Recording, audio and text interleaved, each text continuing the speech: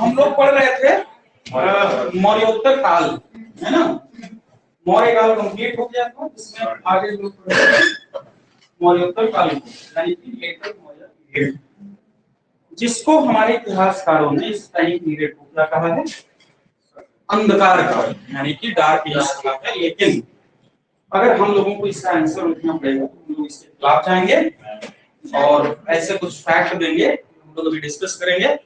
उन फैक्ट के बेस पर बोलेंगे कि नहीं, ये जो टाइम पीरियड है ये डार्क एज यानी कि अंधकार काल नहीं, बल्कि ये स्वर्णिम गोल्डन पीरियड, जो गुप्ता का या वाकाटका का जो स्वर्णिम काल कहा जाता है, उसकी शुरुआत हो चुकी है हमारे यहाँ लेटर मौर्य पीरियड से, है ना। अलग अलग राजवंश यहाँ पर शासन कर रहे थे, है ना। और हर क्षेत्र में अपना विकास हो रहा था। हर क्षेत्र में विकास होने से ज्यादा जरूरी हो चुका था कि विदेशी लोग जो भारत में शासन कर रहे थे वो अपनी सभ्यता और अपनी संस्कृति को छोड़ करके वो भारतीय सभ्यता और भारतीय संस्कृति को अपना रहे थे और उसमें मिलने की पूरी कोशिश कर रहे थे। हम लोग ये बताने की कोशिश करेंगे, जिनमें हम लोग कुछ उदाहरण बताएंगे कि शक शासक रुद्रदामन भारतीय स्त्री से विवाह कर लेता है ना, और पूरी तरह से वो हमारी सभ्यता और संस्कृति को अपना लेता है। बात समझ आ रही है? संस्कृत भी मतलब वो कर लिया था, संस्कृत को भी अपना लिया था। हाँ, संस्कृत भाषा को अडॉप्ट कर लिया था। हाँ, उसके बारे में हम लोग पढ़ेंगे कि जब उसका जूनागढ़ अभिलेख पढ़ेंगे, पहला संस्कृत का अभिलेख माना जाता है पहली बात तो, यानी कि उसने हमारी सभ्यता संस्कृति के अलावा हमारी लैंग्वेज को अडॉप्ट किया। इसका मतलब है कि हमारी स्क्रिप्ट को भी अडॉप्ट किया होगा उसने। दूसरा, हमारे यहाँ की जन भावनाओं को समझने की कोशिश कर रहा था रुद्रदामन। इसका पता इस बात से लगता है कि रुद्रदामन के जूनागढ़ अभिलेख में पहली बार हमें एक शब्द का परिचय मिलता है जिसको कहते हैं बिस्टी। बिस्टी का मतलब हिंदी में होता है बेगार। बेगार को लेमैन में कहते हैं कि काम करा लो वेतन न दो। ऐसा हमारे यहाँ कुछ लोग थे जो जमींदार टाइप के, आज से 50 साल पहले या आजादी के पहले। तो अपने यहाँ एक कैटेगरी होती थी जिसे हम लोग जमींदार कहते थे। इसी को यूरोपियन कॉन्टिनेंट में हम लोग सामंत कहते थे, या इसी को फ्यूडल कास्ट, जिनके पास जमीन का भारी टुकड़ा होता है, जमीन बहुत भारी मात्रा में होती है ना। तो उन्हें हम यूरोप में पहली बार सामंत कहते हैं और अपने यहाँ ही उनको कहते हैं हम लोग जमींदार। क्या कहते हैं उनको? आइए, उनको जमींदार कहते थे। क्या कहते थे? जमींदार कहते थे। जमींदार किसको? जो जमीन से जुड़ा हुआ इंसान हो उसे जमींदार कहते हैं। ये कि जो जमीन पे सोता हो उसको जमींदार कहते हैं, लैंडलॉर्ड, उसको जमींदार कहते थे। कई बार अपने यहाँ चौधरी कहते थे। कई बार तुम गांव में अगर जाओ तो कुछ लोगों को लंबरदार कहा जाता है। सुना है लंबरदार? लंबरदार आ रहे हैं तो ये कुछ है ये अपने यहाँ गांव में प्रचलित शब्द है भाई। अगर कोनो लंबरदार है तो इसका मतलब वो ठीक ठाक घर का आदमी है, चाहे वो लंबरदार, हाँ ठीक ठाक पोजीशन होती है गांव में उस आदमी की, चाहे वो लंबरदार हो चाहे चौधरी जी हो, है कि नहीं। और ये बेसिकली क्षत्रिय क्लास में पाए जाते थे। किस क्लास में पाए जाते थे? क्षत्रिय क्लास में पाए जाते थे, क्योंकि शुरुआत से जो राजा वाला नेचर था, लीड करने वाला जो स्वभाव था, वो क्षत्रियों में ही पाया गया। लेकिन भारत की इस परंपरा को पहली बार लेटर मौर्य में तोड़ा जा रहा था कि जब एक ब्राह्मण धर्म का आदमी अपनी क्लास के पेशे को छोड़ करके दूसरी क्लास के पेशे को अपना, यानी कि ब्राह्मण का काम था क्या? पठन पाठन, पढ़ेगा और लोगों को नीच करेगा, यानी कि पढ़ाएगा। लेकिन पहली बार ब्राह्मणों ने अपने इस काम को छोड़ करके पेन की स्थान पर बंदूक उठा दी, यानी कि कुल मिला के पेन हटाया और तलवारें उठाई और गदरे काटने स्टार्ट किए, जिनमें एक बहुत बड़ा नाम, जिसका नाम है शुंग डायनेस्टी। क्या नाम है? शुंग वंश। क्या नाम? शुंग वंश कहते हैं इनको, या शुंगा डायनेस्टी कहते हैं। इसका एक बहुत बड़ा राजा जो इसका फाउंडर है, जिसका नाम है पुष्यमित्र शुंग। ये बहुत बड़ा आदमी है, पुष्यमित्र शुंग। ये भारत का पहला शासक माना जाता है कि जो ब्राह्मण वंश से संबंधित है। किस वंश से संबंधित है? ब्राह्मण धर्म से संबंधित है। और इसने पूरी परंपरा को उलट पलट कर दिया। ठीक, इस व्यक्ति ने किस व्यक्ति की हत्या की? इस आदमी की हत्या। हाँ, ये आदमी कौन है? हाँ, लास्ट बोला था मौर्य डायनेस्टी, बृहद्रथ। बहुत ही कमजोर टाइप का शासक था, काम करने की इच्छा शक्ति इस आदमी में थी नहीं। तो इसी टाइम हो रहा था क्या कि भारत पर यवनों का आक्रमण, मैंने बताया था आपको। इसी टाइम क्या हो रहा था? यवनों का भारत पर हो रहा था आक्रमण, इस वाले एरिया से, है ना। और ये भाई साहब यहाँ बैठे हुए, है ना, यहाँ पर शासन कर रहे। तो इनको लगा कि यहाँ से यहाँ मतलब अटैक हो तो हमें क्या लेना देना है ना। तो हमारे यहाँ जब अटैक होगा फिर देखा जाएगा। लेकिन तुमको लगा कि जिस वंश के तुम शासक हो, उस वंश के शुरुआती व्यक्ति ने इन्हीं यमनों से आजादी पाई। अगर वो यमन भारत में शासन कर रहे होते तो तुम शायद नहीं होते, है ना। यमन एक अलग क्लास थे। यमनों को अगर हम कंपेयर करें तो इंडिया में हम लोग उनको पोर्तुगीज के साथ में कंपेयर कर सकते हैं। हमारे देश का सौभाग्य है कि हमारे ऊपर ईस्ट इंडिया कंपनी ने शासन किया, न कि पुर्तगाली कंपनी ने। ये हमारे देश का सौभाग्य, ये अंग्रेजों ने शासन किया। है ऐसा क्यों? वो लोग ज्यादा खतरनाक है। बहुत खतरनाक है। हमारा नाम क्या है? शिखा। तुम्हारा नाम मिचल हो जाता मिचल बन के रहती। पूरी की पूरी हमारे यहाँ की जो जनरेशन होती है वो क्रिश्चियन हो जाती है, वो भी कैथोलिक।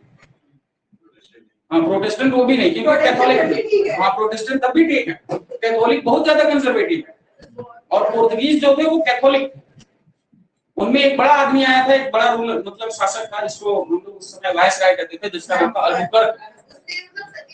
सती प्रथा को बैन कर देना, पुर्तगाल के बेरोजगारों की शादी भारतीय महिलाओं से करा देना।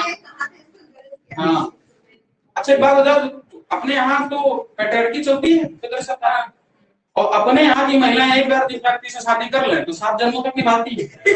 7 जन्म तक पति रहेगा हमारा, है कि नहीं। और पति ही परमेश्वर है, ये भी कहानी चलती है अपने यहाँ। तो पति पुर्तगाली है, वो भी कैथोलिक, परमेश्वर भी है, और जो बच्चा पैदा होगा वो क्या कहलाएगा? कैथोलिक हो जाएगा। इसलिए हम लोग आने वाली पीढ़ी में क्या कहलाते? कैथोलिक कहलाते। पूरी की पूरी जनरेशन बर्बाद करने की प्लानिंग थी, और ऐसा ही कुछ काम यमन कर रहे थे। तो यमन क्या थे? किस रिलीजन को फॉलो कर रहे थे? मुस्लिम था ही नहीं उस टाइम। मुस्लिम कब आया हमारे यहाँ? 622 के आसपास। प्रॉफिट मोहम्मद साहब जब हिजरत कर देते हैं 622 में, मक्का से मदीना चले जाते हैं, और जब से हिजरी संवत स्टार्ट होता है तब से स्टार्ट हो जाते हैं। 570 में तो जन्म हुआ। उसके बाद भाई साहब लंबे टाइम तक भेड़ और चराए, जाके बकरियां चराते थे मक्का में। बाद में उनको इल्हाम यानी कि ज्ञान की प्राप्ति थी 622 के आसपास, तो उन्होंने फिर मक्का वाले ने उन लोगों को उनको मार के भगाया। इसमें यही कहानी है, अच्छी कहानी है ये। अनपढ़ आदमी ने भेड़ बकरियां चराते थे। नाम नहीं है, वो दूसरे नाम से, वो एक मतलब भेड़ को चराने वाली। हाँ, ये वो पिरामिड में जाने की कोशिश करता है। आगे पढ़े। तो दुनिया का जो सबसे प्राचीनतम धर्म है वो सनातन है। इससे बड़ा कोई धर्म नहीं है। इस बात के हम लोग कट्टर समर्थक हैं। और कुछ हो चाहे ना हो, सिविल सर्वेंट बने के बाद नहीं, पर पहले कट्टर सनातनी बनेंगे, चाहे जो हो जाए। तो क्या नाम है? पुष्यमित्र शुंग, है ना। और इस समय पहली बार वैदिक प्रतिक्रिया देखने को मिलती है ना। एक्शन का रिएक्शन दिखाई दे रहा है आपको। यानी कि मैंने कल ही बताया आप लोगों को, इस समय तक क्या हो रहा था? इस समय तक बुद्धिज्म और जैनिज्म अपने आप को खूब हाई पीक पॉइंट पे ला करके अपने आप को प्रमोट कर रहे थे। लेकिन पहली बार ऐसा हुआ कि पुष्यमित्र ने वैदिक धर्म को प्रमोट करना स्टार्ट किया। यानी कि जैनिज्म और बुद्धिज्म को बॉटम पोजीशन पर ला रहे हैं धीरे धीरे, और अब अपने आप को उठा रहे हैं, यानी कि वैदिक धर्म को या ब्राह्मणी धर्म को फिर से उठाने की कोशिश की। बात समझ आ रही है? तो पहली बार वैदिक प्रतिक्रिया दिखाई देती है 185 BCE।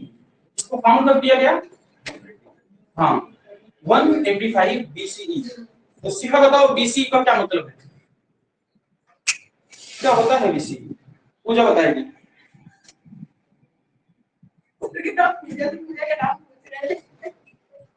पूजा का नाम क्या है पूजा? हाँ बताओ भाई क्या होता है BCE? जिगुरा, जिगुरा राइट। तो अब इतना अगर ढूंढ ही लाई हो तो एक और ढूंढ लाओ, बहुत बढ़िया रहेगा। हाँ एक और ढूंढ लाओ।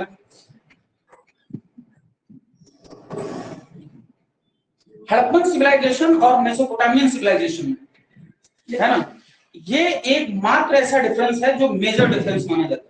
जिगुरत उनके यहाँ थे यानी कि लाइक टेंपल, और हड़प्पन सिविलाइजेशन में इस तरह की कोई स्ट्रक्चर नहीं मिली है ना।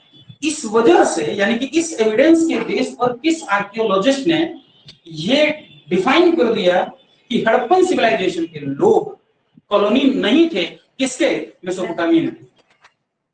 ये किस आर्कियोलॉजिस्ट ने बताया?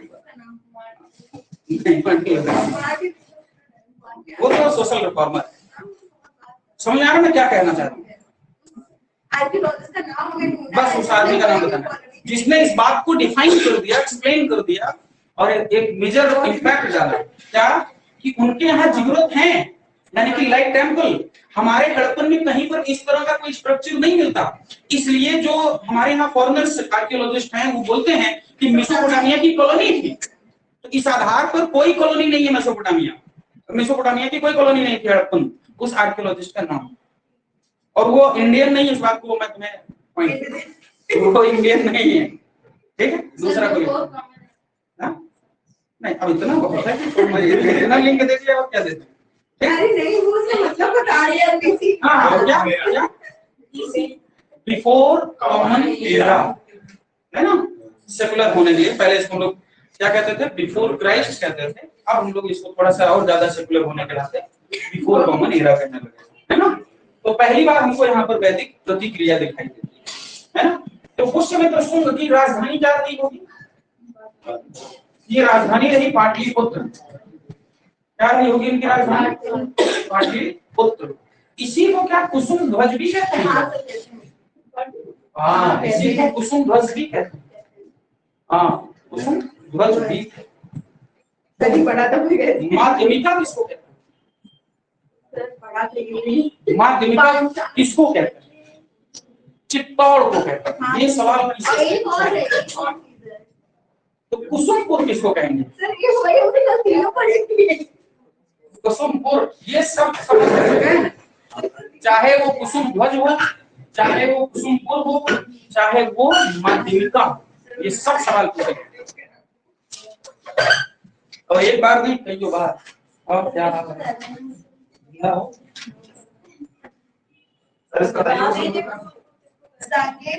साकेत को क्या कहते हैं? अयोध्या। अयोध्या का एंशिएंट नेम है बेटा साकेत। और ये बताएगी और क्या लिखा? अच्छा सांची को क्या कहते हैं? सांची जो है उसको क्या कहते हैं? सांची को सांची नहीं कहते, सांची के 3 नाम है। सांची का 3 नाम है और ये तीनों नाम पूछे गए, ये तीनों नाम पूछे गए हैं जो अगले हैं सांची। सांची को सांची के नाम से जानते हैं नहीं? सब आएगा समय आएगा। कुसुमपुर को क्या कहेंगे बताएं अंजलि? यहाँ मैं बता रहा हूँ कहाँ ढूंढना तुमको।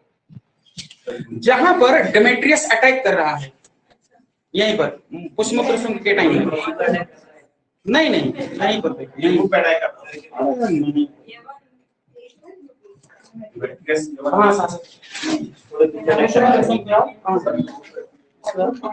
हाँ यहाँ पर देखो ये अटैक हो रहा है, देखो कुसुम ध्वज मिल गया ना। पाटलिपुत्र नहीं, कुसुमपुर कुछ नहीं, कुसुमपुर खाली लिख लो बस। देखो ये बन हो गया साकेत, पांचाल। पांचाल मतलब फरुखाबाद एंड बरेली। मथुरा तो मथुरा ही है। कुसुम ध्वज हो गया पाटलिपुत्र, यहाँ तक आ गए ना। और ये देखो चित्तौड़ को क्या कर रहे हैं? माध्यमिका। और साकेत हो गई अयोध्या। ये दूसरे नहीं, कुसुमपुर भी लगभग पाटलिपुत्र को ही कहते हैं। सांची, हाँ साथी ने 3 नंबर सांची के 3 नंबर किसके?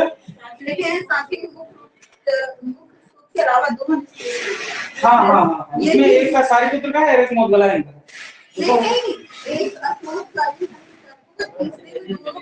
हाँ, देखो सारिपुत्र और मोदगलायन का होगा। सब सांची और दादी। सांची का नाम लिखो, आंकड़ा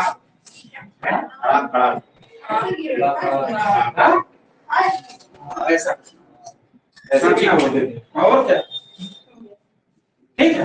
इसमें अपनी कैपिटल किसको बनाएंगे? पाटलिपुत्र को, जिसको हम लोग क्या कहते हैं? कुसुम ध्वज भी कहते हैं। सर आपने देखी है? हाँ 3 है सर। अब यार एक बता दिया तुम लोग,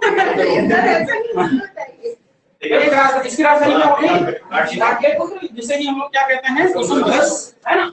इसी को आज हम लोग कहते हैं पटना, राइट? इसी को कहते हैं पटना। नेक्स्ट, इसने अपने राज दरबार में यानी कि कोर्ट में एक व्यक्ति को रिजर्व स्थान दिया, जिसका नाम क्या है? पतंजलि। क्या नाम है? पतंजलि। बाबा रामदेव का पतंजलि ने योग दर्शन को भारत में दिया है। किस दर्शन को? योग दर्शन को दिया भारत में। और इन्होंने 2 अश्वमेध यज्ञ करवाए, 2 अश्वमेध यज्ञ करवाए, है ना? अश्वमेध यज्ञ का मतलब होता है साम्राज्य का विस्तार करने की भावना। अश्वमेध यज्ञ भगवान राम ने भी छोड़ा था। हाँ, घोड़ा छोड़ा जाता था, जो पकड़ लेगा उसके साथ युद्ध करना। इसका मतलब है कि महर्षि पतंजलि 185 बीसी के आसपास रहे होंगे, महर्षि पतंजलि, राइट? और ये इन्हीं के राज दरबार में रहते थे, जिन्होंने पहली बार योग दर्शन को दिया भारत में, ठीक? और ये उनके पुरोहित थे। किसके? पुष्यमित्र शुंग के पुरोहित थे, और जिन्होंने इनके 2 अश्वमेध यज्ञ कंप्लीट करवाए, ठीक? तो इससे संबंधित एक सवाल अंजलि कल पता करके लाएगी कि मॉडर्न इंडिया में अंतिम रूलर कौन है जिसने पहली बार अश्वमेध यज्ञ करवाए, पहले और अंतिम, मॉडर्न टाइम में अंतिम व्यक्ति, मॉडर्न टाइम मैं बता दे रहा हूं, वो कछवाहा डायनेस्टी का शासक और आमेर का शासक।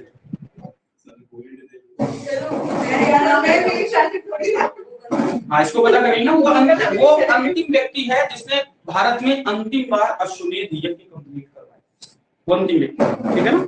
इसके बाद हमारे यहाँ कभी अश्वमेध यज्ञ नहीं, ठीक है? अपने यहाँ तुम लोग जान करके हैरान हो जाओगे कि 1829 और 30 में लॉर्ड विलियम बेंटिंग ने सती प्रथा को समाप्त कर दिया था, एलिमिनेट कर दिया था। उसके बावजूद एक बड़े पैमाने पर राजपूत जो सत्राणियां थी, उन्होंने एक लंबे पैमाने पर, बड़े पैमाने पर सती प्रथा को एक्सेप्ट किया। राजाओं के मरने के बाद वो सती हो जाती थी और कोई कानून काम नहीं करता था, एक लंबे टाइम के बाद, 1830 के बाद तक चलता रहा ये प्रोसेस। तो राज दरबार में इनके रहते थे कौन? पतंजलि, जिन्होंने योग दर्शन को दिया भारत में, ठीक? और जिन्होंने 2 अश्वमेध यज्ञ कंप्लीट किया, ठीक? अगली बात इसमें, इसी समय मनुस्मृति की रचना, मनुस्मृति की क्या हुई? रचना की। ये पहली बार हो रहा है, और ये सभी स्मृतियों में सबसे प्राचीनतम स्मृति मानी जाती है। कौन? मनुस्मृति। बहुत सारी स्मृतियों की रचना की गई, जैसे मनुस्मृति, नारद स्मृति, बृहस्पति स्मृति, इस तरह की बहुत सारी चीजों की चर्चा में बहुत सारी स्मृतियां मिलती हैं। हाँ, यही। अब एक एक स्मृति को लेकर के तुम्हें डिस्कस करना चाहिए। जैसे सवाल पूछ लेंगे कि किस स्मृति में दासों को मुक्त करने की चर्चा मिलती है? दासों को मुक्त करने की चर्चा मिलती है, राइट आंसर तुम बता रही हो, नारद स्मृति। आप तुक्का लगा रही हो, सही बता रही हो। तो जब हम दासों को पढ़ने लगते हैं तो उसी में एक दास का, जब दास को क्लासिफाई करते हैं तो अहितक नाम का एक दास मिलता है। तो दासों की एक कैटेगरी होती है जिसको कहते हैं अहितक दास। अहितक मतलब होता है जो टेम्परेरी दास हो, टेम्परेरी दास को परमानेंट ना हो, ठीक है? तो पहली बार यहाँ पर मनुस्मृति की रचना की। मनुस्मृति क्या है? हाँ, एक कोड है ना, एक कोड है, कोड ऑफ जेंटू लॉस। क्या नाम है इसका? इसका इंग्लिश ट्रांसलेशन, इसका जो इंग्लिश ट्रांसलेशन है, कोड ऑफ जेंटू लॉस। इस नाम से इसका इंग्लिश में ट्रांसलेशन किया गया था, किसके द्वारा? सर या किस ऑर्गेनाइजेशन के द्वारा? ऑर्गेनाइजेशन का नाम पढ़ा देखिए। Asiatic Society of Bengal. Asiatic Society of Bengal ने पहली बार मनुस्मृति का इंग्लिश में ट्रांसलेशन किया। नाम रखा था ए कोड ऑफ जेंटू लॉस के नाम से। सर उस पर्सन का नाम देख ले। देख लो मैक्स मिलर पहले। नहीं मैं पूरा नहीं है, आपको हमने सर पढ़ा था नहीं सियासी इसमें नहीं हमारी एक बार जैसे की है। हां सवाई जैसी। सवाई जैसी, राइट आंसर। हां क्या? एनबी है थे। हां क्या नाम है इसका? एनबी है थे। हां एलहेड।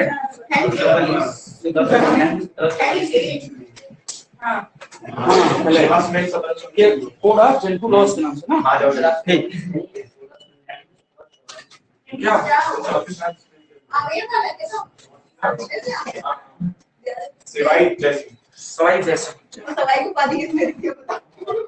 सवाई की बात है। अब सवाई क्यों कहा जाता है? ये भी तो अपने आप में प्रश्न है। सवाई क्यों कहा जाता है? सवा हाँ सही बात, सही पकड़ी। हर शब्द का मतलब अगर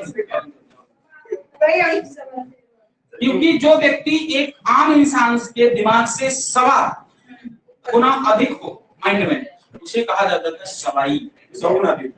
ये पहली बार औरंगजेब के टाइम में ऐसा हुआ था। सवा नहीं जानते। सवा जानते? 1 का 125। जैसे तुम्हारे पास 4 आने हो, देखो क्या हो, तुम्हारे पास 5 आने आ जाए। सब सवा एक बोला जाता है ना, तो एक हाँ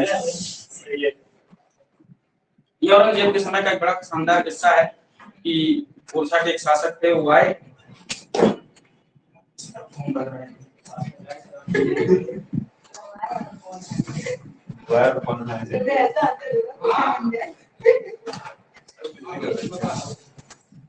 एक चीज के बारे में जानते हैं। नहीं तो वो पता है जब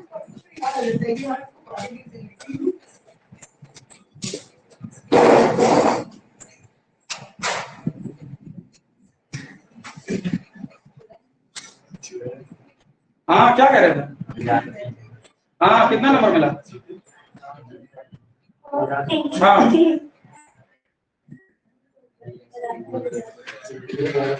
हम भेज देंगे, उसकी टेंशन ना लो, मिल गया। चलो तुम लोगों से ज्यादा पढ़े लिखे संगीता है। और वो लोग ये लोग इसको क्या बोल रहे हैं? क्या हम लोग बोल रहे हैं? ये लोग ऐसे मक्कार आदमी है। तो ओरछा के शासक पहुंच गए। औरंगजेब थोड़ा दुष्ट आदमी था ही। औरंगजेब ने एक बालक, मतलब उनके साथ राजा के साथ बालक आया था, नाम बाद में बताएंगे। बालक का पकड़ लिया हाथ, ठीक, तो बालक का हाथ पकड़ लिया। तो औरंगजेब ने कहा अब तो मैंने तुम्हें पकड़ लिया, अब तुम्हें कौन बचाएगा? उसने कहा कि महाराज जिस बालक का हाथ स्वयं सम्राट ने पकड़ा हो, उससे किसी को बचने की जरूरत है क्या? मतलब डिप्लोमेट पॉलिसी के लिए तो आप अब तो हमारा हाथ आपने पकड़ लिया, अब मुझे किससे डरने की जरूरत है? तो आप मार दें या बचा लें आपके हाथ में। इस आधार पर औरंगजेब ने पहली बार सवाई का टाइटल दिया था कि ऐसे लोग बड़े डिप्लोमेट होते हैं। ये सवाई जयसिंह से चलती आ रही कहानी। इससे सवाई जयसिंह। सवाई जयसिंह कौन था? वो पुरंदर की संधि करने वाला जिसने छत्रपति शिवाजी को पहली बार टिका दिया था, पुरंदर की संधि कर दिया था, सवाई जयसिंह। वहां से ये टाइटल स्टार्ट किया। ठीक, मनुस्मृति की रचना की गई और इसका इंग्लिश ट्रांसलेशन किया ए कोड ऑफ जेंटू लॉस के नाम से। पहली बार इसका ट्रांसलेशन किया गया था एशियाटिक सोसाइटी ऑफ बंगाल के नाम से। एक सवाल ये भी पूछा जा सकता है तुम लोगों से कि एशियाटिक सोसाइटी ऑफ बंगाल की स्थापना 1784 में विलियम जोन्स ने की थी, लेकिन सवाल ये नहीं है। सवाल ये है कि एशियाटिक सोसाइटी ऑफ बंगाल की मैगजीन का नाम क्या है? उसका नाम है एशियाटिक रिसर्चेस। क्या नाम है? एशियाटिक रिसर्चेस के नाम से एक मैगजीन निकला करती थी, है ना? इसका बेसिकली काम क्या था? हिंदू धर्म शास्त्रों का इंग्लिश में ट्रांसलेशन करना, ताकि हम मतलब ब्रिटिशर्स हमारे इंडिया को कैसे रूल कर सकते हैं, हमारी मेंटालिटी क्या है, इस बात को जान पाए। वो हमारे धर्म को सुधारना नहीं चाह रहे थे, वो सिर्फ अपनी नींव को मजबूत करना चाह रहे थे, हमारे धर्म शास्त्रों को ध्यान करके हमारी मेंटालिटी को समझ सकते थे, ये लोग किस मेंटालिटी के लोग हैं, इनके ऊपर किस तरह से और शासन बेहतर तरीके से किया जा सकता है। इसलिए लोगों ने इस तरह का एक विभाग बनाया, सिविल नहीं वो विलियम जोन्स के लीडरशिप। ठीक, तो मनुस्मृति जिसकी रचना हमारे यहाँ कहा जाता है कि आचार्य मनु ने की।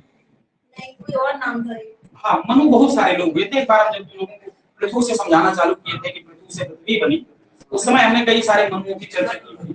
हाँ, तो उस दिन थी नहीं तुम्हारी गलती। हाँ, तो मनु से कैसे बने सब हमने पूरी कहानी बताई। तो एक मनु नहीं है, बहुत सारे मनुओं की कहानी है ना, एक मनु नहीं है। अब जैसे कि तुम लोग पढ़ने लगोगे तो एक नाम आता है ऋषि वशिष्ठ का। तो ऋषि वशिष्ठ तो भगवान श्री राम के भी रिलीजियस मेंटोर हुआ करते थे, धार्मिक गुरु हुआ करते थे, उनके दरबार में रहते थे। और जब हम लोग राजपूतों की उत्पत्ति को पढ़ेंगे चंद्रवरदाई के अग्निकुंड सिद्धांत की, तो वहां पर माउंट आबू पर्वत पर जिस आदमी ने यज्ञ किया उस आदमी का नाम भी तो वशिष्ठ था। तो वो वाला वशिष्ठ दोनों एक हो गए का, तो अलग हो जाएंगे भाई हैं। अब जैसे मैं पवन हूँ तो पवन थे दोनों, तो अब हम दोनों एक थोड़े हो गए, अंदर आता है। तो ऐसे कई सारी मनुओं की कहानी चली और एक बहुत बड़ा मिथ अपनी सोसाइटी में फैला कि मनु लोग ब्राह्मण हुआ करते थे और मनुस्मृति ब्राह्मणों ने लिखी और क्षत्रियों के ऊपर डोमिनेंट दिखाया अपना, जबकि मनु खुद क्षत्रिय क्लास में व्यक्ति पैदा हुए, यानी कि हाँ, ये मनु जो है ये खुद क्षत्रिय क्लास में पैदा हुए। और जो इन्होंने मनुस्मृति जो कि भारत में उस समय प्रशासन को चलाने के लिए एक बड़ी शानदार किताब बन गई। जिस तरह से आज अपने यहाँ संविधान है, हाँ, जिस तरह से अपने यहाँ संविधान है, ठीक उसी तरह की कुछ रचना की गई थी मनुस्मृति की, ठीक है ना। उस समय का प्रशासन मनुस्मृति के आधार पर चलाया जाता है। इस वजह से कई बार हम लोग डॉक्टर अंबेडकर को आधुनिक मनु के नाम से भी जानते हैं, आधुनिक मनु कहते हैं इसको डॉक्टर अंबेडकर। और डॉक्टर अंबेडकर ने ही पहली बार मनुस्मृति को जलाया भी है। और आज भी हम लोग शायद 27 सितंबर 1925 को ये कहानी हुई और आज भी हम लोग मनुस्मृति दहन दिवस मनाते हैं। इसके पीछे की वजह ये थी कि बड़ा इसमें डिस्क्रिमिनेशन हुआ है, वर्ण सिस्टम को लेकर के बड़ा ही डिस्क्रिमिनेशन हुआ है कि ब्राह्मण अगर कोई किसी व्यक्ति की हत्या कर दे तो उसके लिए सजा का प्रावधान अलग, क्षत्रिय कोई व्यक्ति अगर किसी की हत्या कर दे, मर्डर कर दे तो उसका सजा का प्रावधान अलग, वैश्य का बिल्कुल अलग और शूद्र का बिल्कुल अलग। शूद्रों के साथ बड़ा ही अन्याय उसमें बताया जाता है कि बरता गया। एक लंबे टाइम तक जो महिलाएं विधवा हो जाती थी, विडो हो जाती थी, उनके बालों का मुंडन कर दिया जाता था, है ना। तो वो व्यवस्था पहली बार मनुस्मृति में दिखाई दी। उन्हें आजीवन एक सफेद साड़ी में और सारे मांगलिक कार्यों से वंचित कर दिया जाता था। ये सारी व्यवस्था पहली बार मनुस्मृति में दिखाई दी है। कुल मिलाकर के कि इस मनुस्मृति में महिलाओं की और शूद्रों की बहुत दयनीय हालत में स्थिति दिखाई दी, लेकिन ये वही मनुस्मृति है जिसमें यत्र नार्यस्तु पूज्यन्ते भी लिखा है। ये भी तो लिखा है पहली बार।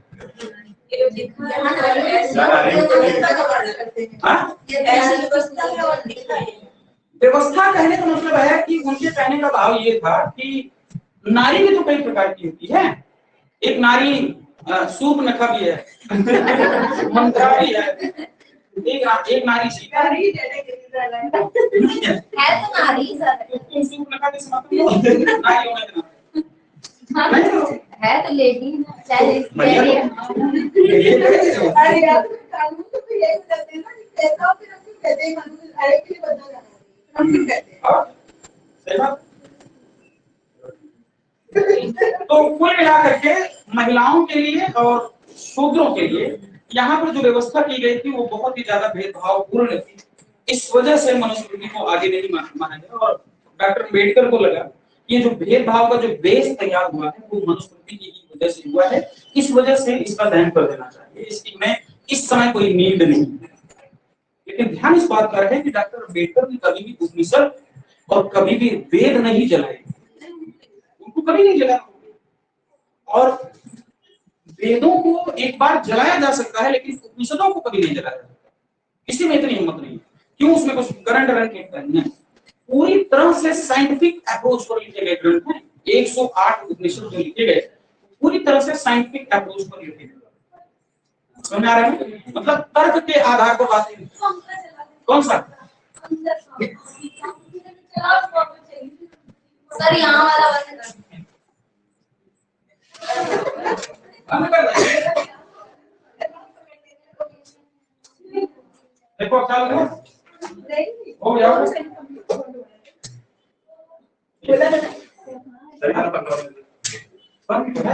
इतनी सर्दी लग रही है,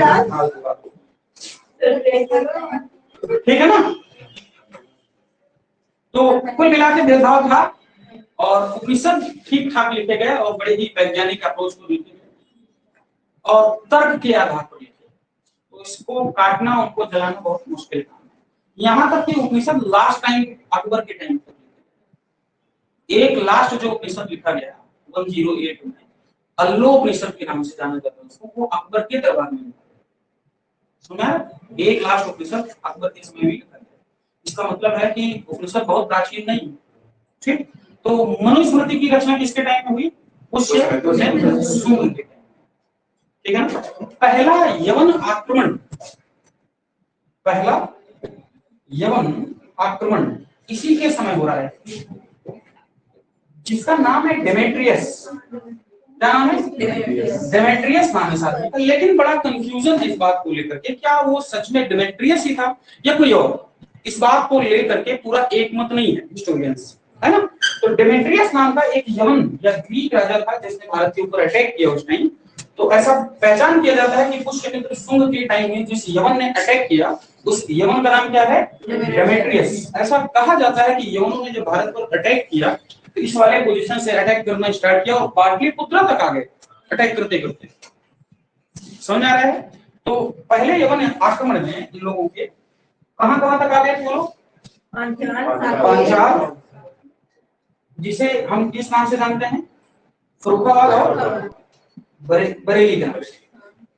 पांचाली यही की थी, फर्रुखाबाद और बरेली, है ना? उसके बाद क्या है? साकेत, जिसे हम लोग क्या कहते हैं? अयोध्या। और फिर क्या है? कुसुम। यहां तब आ गए। अब दूसरी इंपॉर्टेंट बात यह है कि यहां तक तो उन्होंने अटैक किए। सवाल ये बनता है कि इस बात की सूचना मिलती कहां से है ना? उन्होंने हमारे ऊपर अटैक किए और यहां से यहां तक इन लोगों ने अटैक किया, इस बात की इंफॉर्मेशन हमारे पास कहां से आई? इस युग पुराण से। कहां से? इसका एक एविडेंस नहीं है, इसके कई सारे एविडेंस। एक तो पतंजलि का महाभाष्य, एक तो ये भी पतंजलि ने एक किताब लिखी है जिसका नाम है महाभाष्य, है ना? ये पतंजलि का जो महाभाष्य लिखा गया होगा ये 200 बीसी में लिखा गया है। कब लिखा गया? 200 बीसी में लिखा गया। इंपॉर्टेंट बात यही। अब यहां से सवाल पूछेगा तुमसे, हाँ 10 नंबर मिला है, 10 नंबर, हाँ 10 नंबर। अभी देखने में जाके 11। अब तुमसे यहां सवाल पूछा जा सकता है कि महाभाष्य क्या है? महाभाष्य का सब्जेक्ट क्या है? इस पर नहीं, ब्रह्मसूत्र पर टीका नहीं है। ये टीका तो है लेकिन ये अष्टाध्यायी पर, पाणिनि का जो अष्टाध्यायी था जो कि व्याकरण ग्रंथ था, ग्रामर, उस पर ये टीका यानी कि कमेंट की गई है, जिसको हम लोग क्या कहते हैं? पतंजलि का महाभाष्य। समझ आ रहा है ना? तो पाणिनि थे लगभग 400 बीसी में, उनके 200 साल बाद पैदा हुए कौन? पतंजलि। इसका मतलब है कि जब भी क्रोनोलॉजी ऑर्डर में लिखना होगा तो पाणिनि पहले आएंगे और पतंजलि उनके बहुत बाद में आएंगे, लगभग 200 साल के बाद आएंगे। तो कई बार कुछ लोगों के नाम दे देंगे आपको और कहेंगे कि आप इनको क्रोनोलॉजी ऑर्डर में लगाइए। तो पाणिनि पहले है, उसके बाद पतंजलि आते हैं। पाणिनि किसके दरबार में रहते थे? पाणिनि किसके दरबार में रहते थे? जिस तरह से पतंजलि पुष्यमित्र शुंग के दरबार में है, ठीक उसी तरह से पाणिनि किसके दरबार में रहते हैं? महापद्मानंद, नाम सुना है इसका?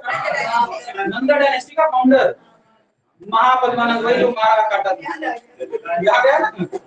तो महापद्मानंद के दरबार में रहते थे कौन? महर्षि पाणिनि। उनके बड़े अच्छे मित्र हुआ करते थे।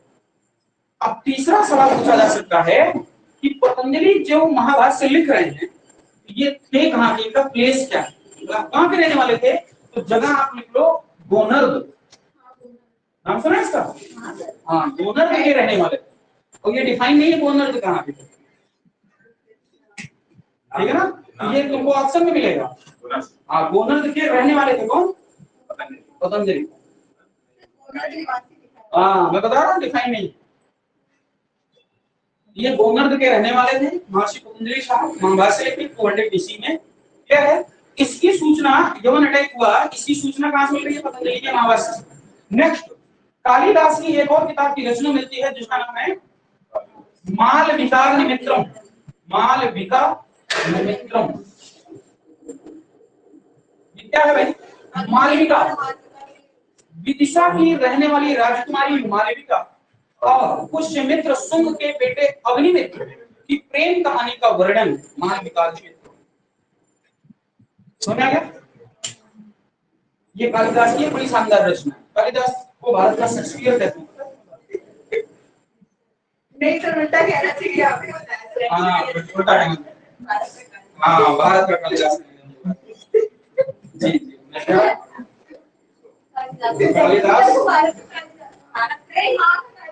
शेक्सपियर को कहेंगे, शेक्सपियर इंग्लैंड का कालिदास नहीं, भारत का कालिदास। हाँ, हाँ,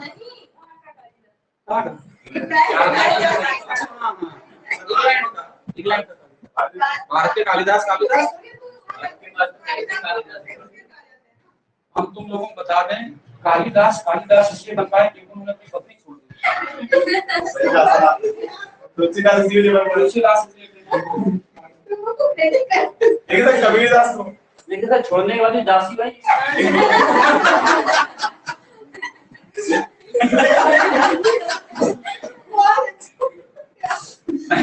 यार, दो लोगों ने अभी भी देखो छोड़ा है। एक मोदी जी छोड़े थे, फिर समी ने भी छोड़ा, मोहम्मद समी भी छोड़ा है। देखो हिट हो रहा है आज। कबीरदास ने छोड़ा, कबीरदास ने नहीं छोड़ा। कबीरदास ऐसे एग्जांपल कौन से? दास वाले तो जो नहीं होता उसको नहीं होता जाता। देखो समी की बीवी ने छोड़ा, समी की बीवी ने छोड़ा। आप आज कितना हिट आदमी हो, मोदी ने अपनी पत्नी छोड़ी, वो आदमी कितना हिट है।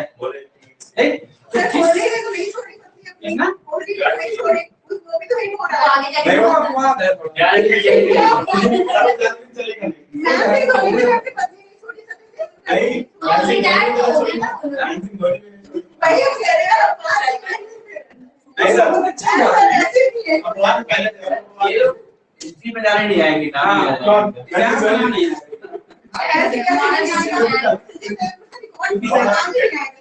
पाएगी नहीं तो के बारे में नहीं। देखो, बहुत निचले क्रम से आना पड़ेगा इसके लिए।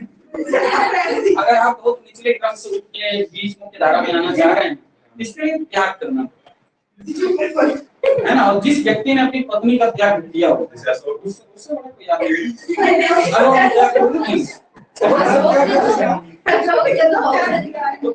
कालिदास की रचना कौन सी है भाई? मालविकाग्निमित्रम। संस्कृत भाषा में लिखी गई, पोएट लैंग्वेज में लिखी गई, पोएट भाषा में लिखी गई है ना, ब्राह्मी स्क्रिप्ट में लिखी गई। बहुत कठिन भाषा है, आसानी से इसको समझा नहीं जा सकता। नेक्स्ट किताब कौन सी है? गार्गी संहिता। गार्गी संहिता का एक चैप्टर है जिसका नाम है युग पुराण। इससे ये सारी सूचना मिलती है कि भारत पर यवनों का अटैक हुआ था, और वो यवन और कोई नहीं, डेमेट्रियस। बात समझ आ रही है? एक चैप्टर का नाम, कई सारे चैप्टर हैं। तो गार्गी कौन है भाई बताओ? गार्गी वो वही है जिसकी सूचना मिलती है बृहदारण्यक उपनिषद में, जिसमें पहली बार याज्ञवल्क्य और गार्गी के बीच में डिबेट होता है। और जब याज्ञवल्क्य हारने लगते हैं तो कहते हैं गार्गी से, गार्गी शांत हो, पत्थर मार बेचारी गार्गी शांत हो गई, महाराज ठीक है, जब गाय कोई समस्या नहीं। बाद में लेकिन याज्ञवल्क्य बड़े प्रभावित हुए, उस समय तो जितने के बोल दिए थे। हाँ, संवाद किया, लेकिन बाद में गार्गी से बड़े प्रभावित हो गए याज्ञवल्क्य। उनको लगा यार इससे शादी कर लेनी चाहिए, ऐसी विदुषी महिला कहीं दूसरी जगह नहीं जाए। जबकि ऑलरेडी याज्ञवल्क्य शादीशुदा थे, उसकी उनकी एक पत्नी का नाम था मैत्रायणी, उनके नाम पे एक मैत्रायणी उपनिषद भी बना। तो मैत्रायणी से शादी होने के बावजूद बंदे ने गार्गी के साथ विवाह कर लिया। तो दो महिलाओं से शादी ने शादी की, उनकी दो पत्नियों के नाम मिलते हैं, एक का नाम है गार्गी और एक का नाम है मैत्रायणी, है ना। तो उस समय के हमारे यहाँ ऋषि मुनि भी बड़े लोग होते थे, वो लोग शादियां करते थे, आसान बात नहीं है। तो समाधान है। ब्राह्मण हमेशा से, ब्राह्मण कभी गरीब नहीं रहा, कभी कभी ब्राह्मण गरीब नहीं रहा। एक देखो समझो इस बात को कि जो ऋषि मुनि होते थे उनके आश्रम में 10-10 हजार स्टूडेंट रह रहे हैं। 10 हजार स्टूडेंट रहने का मतलब क्या, 10 हजार लोग 2 टाइम खाना खा रहे होंगे। तुम्हारा पैसा आता कहाँ से था? दान में आता, राजा दान कर यज्ञ करवा देते थे, तो यज्ञ करवा के काम खत्म। एक तो ये इतनी बात समझाने में राजधानी पाटलिपुत्र पतंजलि इनके दरबार में रहने वाले व्यक्ति योग दर्शन दिया, 2 अश्वमेध यज्ञ कंप्लीट करवाए, मनुस्मृति की रचना हुई। इस टाइम एक घोड़ा जेनुलास में नाम इसका इंग्लिश ट्रांसलेशन हुआ। यमन आक्रमण की सूचना मिलती है, जो व्यक्ति नाम है इसका डेमेट्रियस, है ना। पांचाल तक इन लोगों ने अटैक किए, पांचाल और साकेत और कुशुम थे, और इन सारी बातों की सूचना यहाँ से मिलती है। ओके, इतनी बात कंफर्म हो गई। दूसरी इंपॉर्टेंट बात ये है कि यमनों को सिंधु नदी के किनारे किसने हराया, ये दूसरा सवाल। पुष्यमित्र शुंग के टाइम में यमनों को पहली बार सिंधु नदी के किनारे हराने वाले व्यक्ति का नाम क्या है? उस व्यक्ति का नाम है अग्निमित्र। क्या नाम है? अग्निमित्र की वसुमित्र, वसुमित्र। देखो वसुमित्र, ये सब वसुमित्र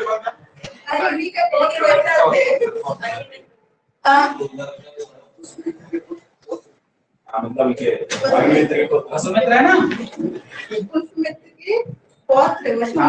अग्निमित्र का किनारे पर। हाँ, अग्निमित्र के बेटे। हाँ, अग्निमित्र का बेटा है वसुमित्र। ठीक है, एक लास्ट पॉइंट इसमें और ऐड करो, बस बात खत्म। नहीं, इसमें एक और पॉइंट लिख लो पुष्यमित्र वाले में कि सांची का स्तूप में इसने कुछ काम किया, सांची के स्तूप में काम किया। अगर कहो तो वो लिखवा डाले। बहुत बड़ा बहुत विरोधी था। इतिहासकारों का मत है, अच्छा एक बात बताओ, इतिहासकारों का मत है कि बहुत विरोधी है। अच्छा, ये किस टाइप के इतिहासकार रहे होंगे भाई, जो ये बता रहे हैं कि पुष्यमित्र शुंग बहुत विरोधी था? ये कैसे कैसे लोग रहे होंगे? हाँ, ये जो इतिहासकार कह रहे हैं कि बहुत विरोधी था, वो किस टाइप के इतिहासकार रहे होंगे? ब्राह्मण धर्म को मानने वाले, ब्राह्मण धर्म को मानने वाले, है ना? क्योंकि लोगों का मानना है कि हाँ, ये बहुत विरोधी था, क्योंकि इसने सियालकोट में, कहाँ पर? सियालकोट में एक बात कही थी। सियालकोट नाम की जगह है पाकिस्तान में, क्या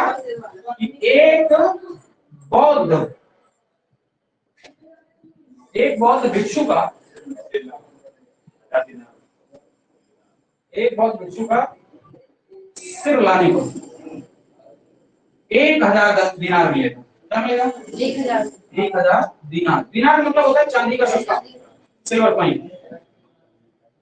1000 दिनार पुरस्कार में दिया जाएगा। सर इसमें नाम लिखा है दियार शर्मा। हाँ, तो शर्मा कौन होते हैं? राजस्थानी ब्राह्मण। पालीवाल कौन होते हैं? राजस्थानी ब्राह्मण। जैसे कहीं तुम लोगों को दिख जाए पालीवाल, है ना, तो पालीवाल मीन्स राजस्थान के जो ब्राह्मण लोग हैं उन्हें हम लोग पालीवाल कहते हैं। और शर्मा भी राजस्थान के ब्राह्मण होते हैं, है ना। जैसे अपने यहाँ यूपी में मिश्रा, द्विवेदी, पांडे, ये सब ब्राह्मण होते हैं। और उधर चले जाओ बिहार में तो झा मिलेंगे, झा, है ना, तो वो भी ब्राह्मण होते हैं। और बंगाल में चले जाओ तो कुछ बनर्जी मिलते हैं आपको, वो जैसे ममता बनर्जी, वो ब्राह्मण है। और क्या है इसमें समझ आया? इतिहासकारों का एक बड़ा मत है कि ये बौद्ध विरोधी था, क्योंकि ये चाहता था कि पूरी तरह से बौद्ध जो रिलीजन है वो पूरी तरह से समाप्त हो जाए। लेकिन उसके बेटे ने तो उसको रखा दिया। हाँ, लेकिन यहाँ पर एक बड़ा डाउट मिलता है कि अगर ये बौद्ध योगी था, बौद्ध धर्म को खत्म करना चाह रहा था, तो सांची का जो स्तूप मिलता है, सांची के स्तूप का पुनर्निर्माण क्यों करवाया थे? ये पुनर्निर्माण कराया कैसे पता चला? अशोक के समय जिस सांची के स्तूप का निर्माण हुआ, समझना बात, अशोक के समय जिस सांची के स्तूप का निर्माण हुआ, तो उसकी जो रेलिंग बनाई गई थी वो बनी थी लकड़ी की। लेकिन पुष्यमित्र के शुंग के टाइम तक आते वो लकड़ी की जो रेलिंग थी वो टूट गई थी, बर्बाद हो गई थी।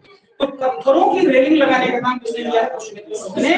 जब उन पत्थरों की कार्बन डेटिंग की गई, पता चला पुष्यमित्र शुंग का टाइम है। इससे पता चलता है कि पुष्यमित्र शुंग के टाइम में सांची के स्तूप का पुनर्निर्माण हुआ। तीसरी इंपॉर्टेंट बड़ी बात है इसमें कि अशोक ने 84,000 स्तूप बनवाए। ये एक बड़ा मतलब आरोप लगाया जाता है, अशोक के 84,000 स्तूपों को नष्ट कर रहा है। ये भी एक बहुत बड़ा आरोप इसके ऊपर लगाया। इसने 84,000 स्तूपों को साथ में नष्ट भी करा है। इसने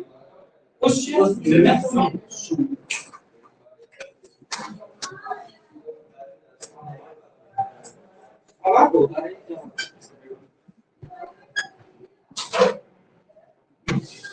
ठीक है भाई,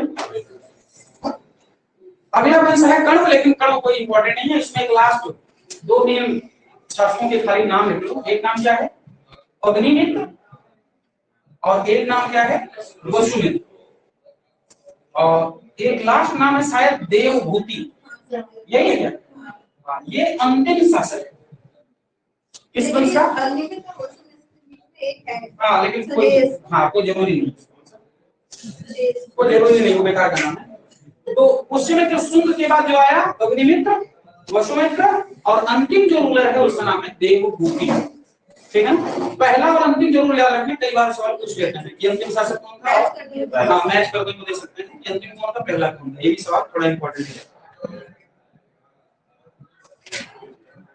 तो कण्व वंश में इंपॉर्टेंट नहीं है ना। उसके बाद है सातवाहन डायनेस्टी। सातवाहन भारत में मैंने बताया कि एकमात्र ऐसी डायनेस्टी थी सातवाहनों की जिनके जो पुरुष थे वो ब्राह्मण धर्म को मानते थे और महिलाएं बौद्ध धर्म को मानती थी। कहने का मतलब है कि अभी तक यानी कि सातवाहन तक बौद्ध धर्म पूरी तरह से समाप्त नहीं हुआ है। इसका मतलब है कि बौद्ध धर्म अभी प्रचलित था। एक बहुत बड़ा वर्ग था राजाओं का जो अभी तक बौद्ध धर्म को मान रहा है। क्या है सातवाहन? ये सातवाहन लोग कहाँ शासन कर रहे थे? इनकी कैपिटल क्या थी? जो प्रतिष्ठान मिलती है, इसको भी लिखना नहीं है, समझना। कहाँ मिलते हैं लोग? महाराष्ट्र के आसपास प्रतिष्ठान में मिलते हैं, जिसे कई बार हम लोग पैटर्न भी कहते हैं। क्या कहते हैं इसको? हम लोग कई बार पैटर्न भी कहते हैं। तो सातवाहन एकमात्र ऐसे लोग थे जो ब्राह्मण धर्म को मानते थे और साथ में बौद्ध धर्म को भी मानते थे। ये सवाल पूछा गया है कि किस धर्म के लोग, किस धर्म के मतलब किस वंश के लोग जो कि पुरुष थे वो ब्राह्मण धर्म को मानते थे और उनकी महिलाएं बौद्ध धर्म को मानती थी। वो एकमात्र वंश है जिसका नाम है सातवाहन। ये एकमात्र ऐसा वंश है जिसने पहली बार भारत में शीशे के सिक्के जारी किए, जिसे हम लोग कोटिन भी कहते हैं। तो अगर कई बार शीशा ना दिया हो, कोटिन दिया हो, तो भी राइट आंसर हम लोग सातवाहन को ही मानते हैं, है ना। सातवाहनों में कुछ प्रसिद्ध बात भी, ये मातृसत्तात्मक सोसाइटी के लोग थे, यानी कि अपनी मदर को ज्यादा इंपॉर्टेंस देते थे। जैसे एक बहुत बड़ा नाम मिलता है यज्ञश्री सातकर्णी। क्या नाम मिलेगा? यज्ञश्री सातकर्णी। एक नाम बहुत बड़ा गौतमी पुत्र सातकर्णी। गौतमी पुत्र सातकर्णी। एक बहुत बड़ा नाम वशिष्ठी पुत्र पुलमावी, है ना। वशिष्ठी पुत्र पुलमावी मतलब सातकर्णी की माता यज्ञश्री, सातकर्णी की माता ये गौतमी और पुलमावी की माता वशिष्ठी।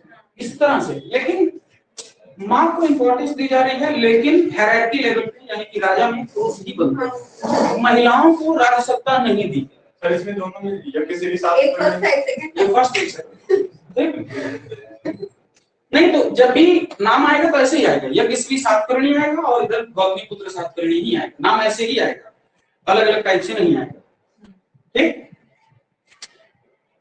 क्या इसी वंश में हाल नाम का भी शासक हुआ? किस नाम का? हाल नाम का एक शासक भी था। नाम बता।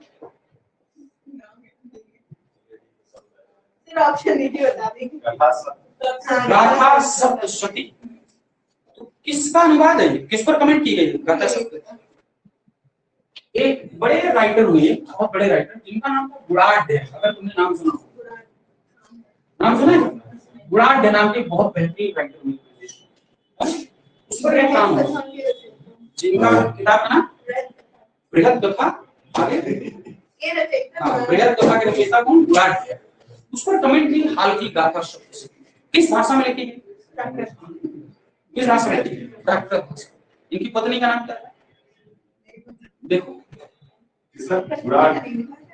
नहीं, हाल के बारे में, इनको हाल के नाम के आगे कवि लगाया जाता था, कभी हाल के नाम से जाने जाते थे। मलयवती। कहाँ की राजकुमारी थी? श्रीलंकन, श्रीलंका की एक राजकुमारी थी जिसका नाम था मलयवती। जरा समझो, मैं बताता हूँ। इसी वंश में यज्ञश्री सातकर्णी, गौतमी पुत्र सातकर्णी और वशिष्ठी पुत्र पुलमावी के अलावा एक और बड़े प्रसिद्ध राजा हुए, जिन्हें हम लोग उनकी विद्वता की वजह से हम लोग उनको कभी हाल के नाम से जानते हैं। कभी हाल जो थे वो प्राकृत भाषा को जानते थे, उसके विद्वान व्यक्ति थे, कोई बड़ी समस्या नहीं थी। लेकिन उन्होंने श्रीलंका की राजकुमारी जिसका नाम मलयवती था उसके साथ विवाह कर लिया। दोनों के बीच में प्रॉब्लम इस बात की थी कि जो मलयवती थी वो संस्कृत भाषा को जानती थी, वो संस्कृत जानती थी, और भाई साहब प्राकृत जानते है ना। तो दोनों जब आपस में बात, अब दोनों हो गए साथ पति पत्नी, अब दोनों में सबसे बड़ी प्रॉब्लम जो आई वो कम्युनिकेशन को लेकर। अब बेचारे जब दोनों बातचीत करना चाहते तो वो संस्कृत बोलती और भाई साहब प्राकृत बोलते, ना उसको पल्ले पड़ती ना इनको, ट्रांसलेटर भी नहीं था, और दोनों को एक दूसरे की भाषा समझ में नहीं आती कौन क्या कहना चाह रहे हैं। और मलयवती इगोइस्ट लड़की थी, उसने कहा मैं अपनी भाषा के साथ समझता नहीं, तो मैं करना करो। समझ आया? तो हाल साहब ने अपने यहाँ एक बड़े विद्वान को बुलाया जो संस्कृत भाषा के थे। कातंत्र नाम की किताब मिलेगी, देखना सर्ववर्मन ने कातंत्र नाम की किताब। तो संस्कृत भाषा के बड़े विद्वान व्यक्ति को बुलाया और उनसे उस बंदे ने संस्कृत सीखी। संस्कृत सीखने के बाद उनसे फिर मतलब बातचीत हो पाई। किसके बीच में? मलयवती और हाल की। समझ आ रहा है? इस तरह से हाल और मलयवती की एक कहानी, जिनमें जो किस वंश के राजा रहे होंगे लोग? शातवाहन वंश के। ठीक है। इसकी स्थापना पहली बार सिमुक नाम का व्यक्ति हुआ जिसने इसकी स्थापना की। ठीक। और इस वंश का जो अंतिम शासक होगा वो पुलमावी फोर्थ होगा। पुलमावी फोर्थ, मतलब इसको थोड़ा थोड़ा लिखता ज्यादा उसे पूछते नहीं, इसलिए थोड़ा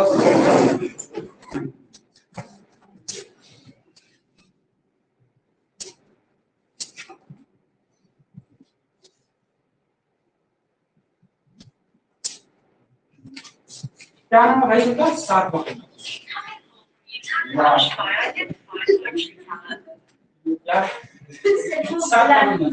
इनकी राजधानी क्या रही? हाँ, राजधानी की रही प्रतिष्ठान, या इसी को कहा जाता है पैठन, और ये लगभग पड़ता है महाराष्ट्र के विषय। Okay, next. इनका संस्थापक कौन था? संस्थापक रहा है सिंह। इसमें अंतिम शासक के लिए साथ में अंतिम शासक रहा पुलमावी फोर्थ। ठीक। नेक्स्ट। पुरुष किस धर्म को मानते थे? ब्राह्मण धर्म को। और महिलाएं ब्राह्मण धर्म, बौद्ध धर्म को। कल तुम पता कर लेना इक्ष्वाकु वंश में क्या सिचुएशन है। एक और वंश चला है जिसका नाम है इक्ष्वाकु वंश, उनका एक अलग सीन रहा। इक्ष्वाकु वंश, ठीक। पहला वंश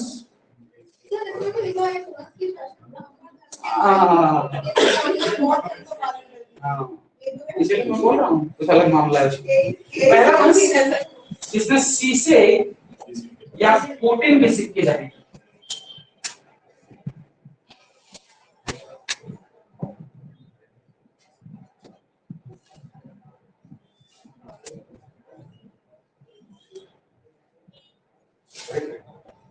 ये कौन सा मास है? सातवां। और क्या पॉइंट हो सकता है इसमें? मात्र सत्तात्मक। कैसा था? मात्र सत्तात्मक व्यवस्था। ये कुछ इंपॉर्टेंट बातें थी। वो आंतरिक जाति हाँ, ऐसा भी है, लेकिन कई बार पूछते हैं, ये थोड़ा कठिन हो जाता है। आंतरिक जाति और बीच भी कई बार नाम आता है,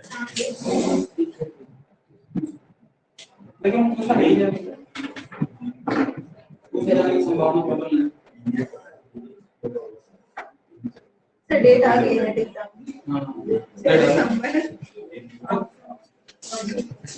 पहला राजा कौन सा मिल रहा है इसमें? उसके बाद कौन सा मिल रहा है? कृष्ण ने शासन किया।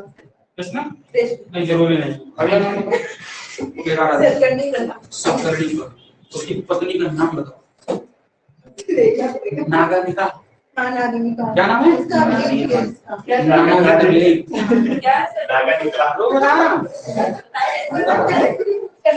नाम है पहला उसका? नहीं, राजा का। सातकर्णी प्रथम। क्या नाम है? सातकर्णी प्रथम। ये राजा है। इसकी पत्नी इंपॉर्टेंट है।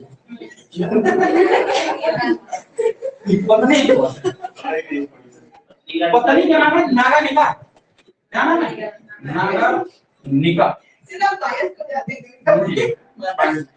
नागानिका। और इस नागानिका का एक बड़ा प्रसिद्ध अभिलेख प्रसिद्ध है। अभिलेख प्रसिद्ध है जिसका नाम है नानाघाट अभिलेख। नानाघाट अभिलेख क्यों फेमस है? मेरी तरफ बताना। हाँ, बड़ा लैंडिंग ग्रांट वाला। क्या ये फ्यूडलिज्म का पहला कारण नहीं?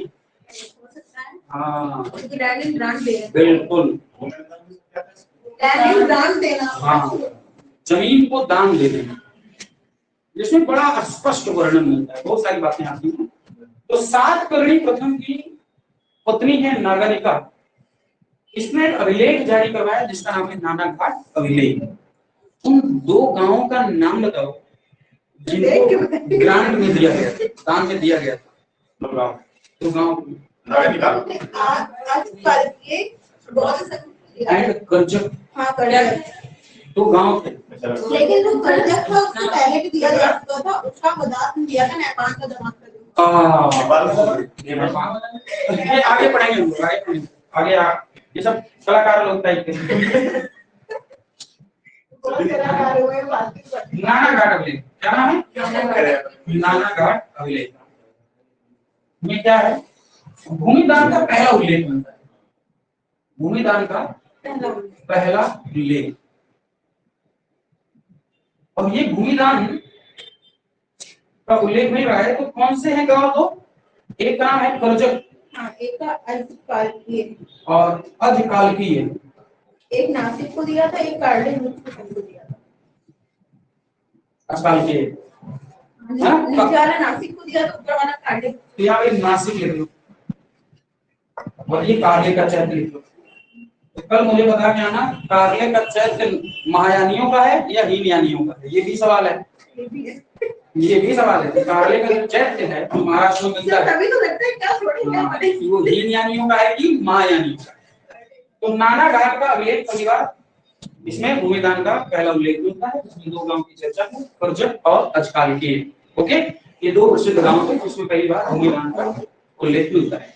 यूरोपियन कॉन्टिनेंट में पहली बार सामंतवाद का लक्षण 11वीं शताब्दी में दिखाई देता है। कब? 11वीं शताब्दी में। लेकिन हमारे यहाँ पहले दिखाई देता है।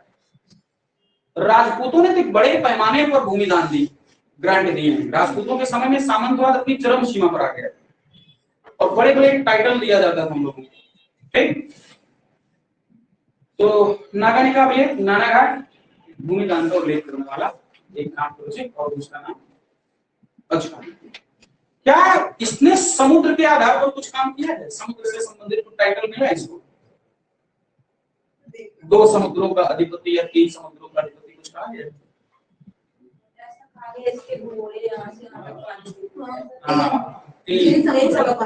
कहा जा रहा है? क्या कहा जा रहा है? इसके भी दूसरे वाले नहीं, बहुत ही उत्सव करनी है। सब पहले बता दो कंफ्यूज कर रहे थे। तो समझ आ गया। बस इसमें इतनी इंपॉर्टेंट, उसकी पत्नी इंपॉर्टेंट है और ज्यादा कुछ खास इंपॉर्टेंट नहीं है इसमें। फिर एक पैटर्न भी और चलता है लीलावे लीलावती, जिसमें हारती को हाँ, नहीं ज्यादा जरूरी नहीं। हाँ वो लीलावती हाँ या उसकी बेटी थी, उसके नाम उसने लीलावती कर दिया था। कौन सा था मैथमेटिक्स ले लो हाँ नहीं यार, उसकी बेटी का नाम नहीं क्या मैथमेटिक्स का ले लो नाम बेटी अगर तुम इसको राइटर ना पड़ेगा गूगल से गाइड होता है। क्या भाई? लीलावती की राइटर हाँ हाँ कौन है ना? भास्कर भास्कराचार्य की भास्कर सेकंड, उनकी बेटी का नाम था हाँ उसी के नाम पे और उसी के नाम पे उन्होंने गणित की एक सबसे शानदार रचना कर दी, लीलावती। हाँ, लीलावती बेटी का नाम, ठीक है। अगला नाम क्या है इसमें? अगला नाम क्या है? गवर्नमेंट होता है ये और कोई नहीं इसमें। ठीक, तो हाल के बारे में लिखा हो कोई बात बता दिया। क्रम पूछा जाता है राजाओं का, राजाओं का क्रम पूछा जाता है कि किस, हाँ तो हाल का बताओ कौन सा नंबर है? 17वां है। हाल का क्रम पूछा गया है कि किस क्रम का राजा था उसमें, है ना? इसमें कभी हाल इस वंश का 17वां राजा।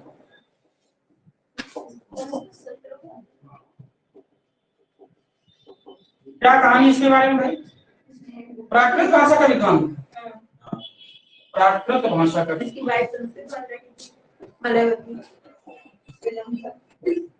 पत्नी कौन थी? मलयवती। मलयवती संस्कृत भाषा की विद्वान। एक बहुत बड़े अपने यहाँ संत हुए जिन्होंने कहा कि अगर संस्कृत देवों की भाषा है तो क्या प्राकृत चोरों की भाषा है? ऐसी बात हुई है, ये बताओ तो बताओ, ये बात भी हुई है। श्रेष्ठता दिखाई जा रही है जो व्यक्ति, जैसे अपने यहाँ जो हाँ कि संस्कृत जो है वो देवों की भाषा है तो प्राकृत क्या चोरों की भाषा है। उसने मतलब मजाक उड़ाया है, हाँ मजाक उड़ाया कि भाई भाषा तो भाषा है, जितनी इंपॉर्टेंट हमारे लिए संस्कृत है उतनी हमारे लिए प्राकृत भी होनी चाहिए। तो संस्कृत देवों की हो गई और प्राकृत चोरों की हो जाएगी, इसका मतलब ये गलत बात थी। उन्होंने ये कहा था कि सबको समानता दो, ठीक है। तो मलयावती किस भाषा की थी? संस्कृत भाषा की।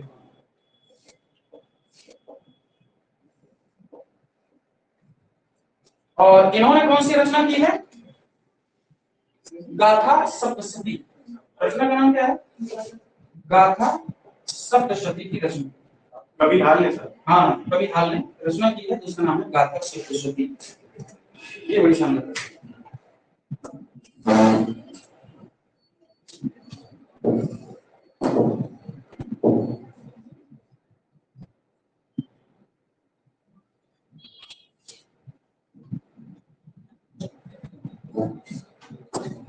पता नहीं नाम नहीं होगा, नाम नहीं बता दीजिए आप।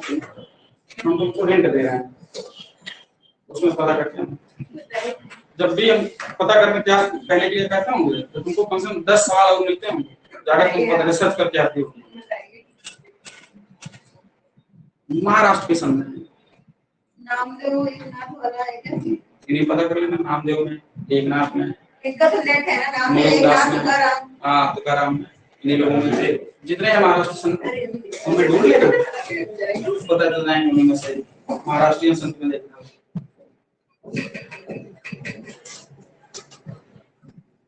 संस्कृत देवों की भाषा, ब्राह्मण देवों के लोग, ब्राह्मण के खिलाफ हो गए। हाँ ये भी है। सभी ब्राह्मणों के खिलाफ है, ब्राह्मणों के साथ भी रहना चाहिए। ब्राह्मणों को बहुत शोषण हुआ है। बहुत ज्यादा ब्राह्मणों की कितना हो गया, क्या हुआ आप भी देख रहे हैं सर। ब्राह्मण बेचारे तुम नहीं आप कहेंगे अभी हो रहा है लेकिन सुनिए तो बहुत बुरा बर्ताव कर देश में। रात को अपनी को उठे के दिन परमिशन मांग लिया ये बच्चा है अलग से ब्राह्मणों के लिए होटल काफी है।